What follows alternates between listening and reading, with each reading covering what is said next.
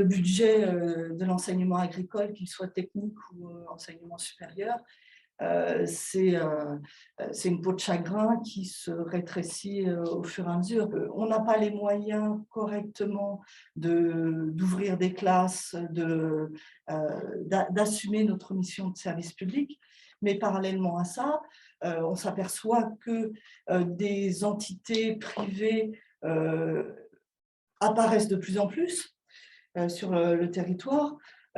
Vous avez en tête, j'imagine, Hectare, qui s'intitule le plus grand campus du monde d'enseignement, alors qu'ils n'ont aucune formation validée, certifiée par le ministère. Vous avez entendu parler aussi, j'imagine, de la possibilité de l'ouverture d'une école vétérinaire privée.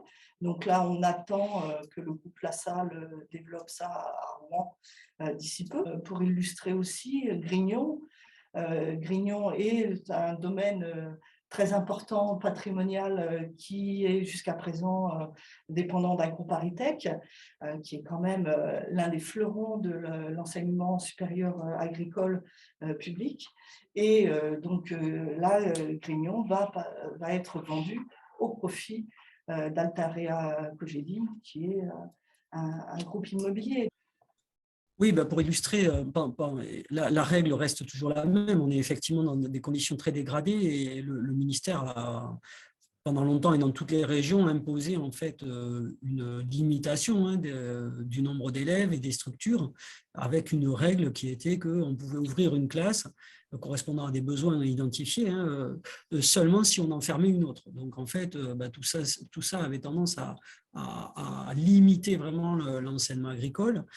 Et avec tout ça s'accompagnant d'une baisse des moyens. Donc en Occitanie, il y a eu quand même un pari de dire qu'on allait recruter des élèves et donc le pari d'ouvrir des classes. Donc depuis 2 ans, au cours des 2 dernières rentrées, la région Occitanie a gagné 300 élèves. Donc sur 29 lycées, voilà, il y a eu 300 élèves de plus qui évidemment se sont traduits par des ouvertures de classes.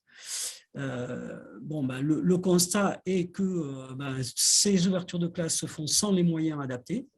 Donc, par exemple, cette année, on a 2500 heures de DGH en plus avec 7 à 8 classes de plus. Donc, vous imaginez le delta qui se crée entre les besoins et les moyens.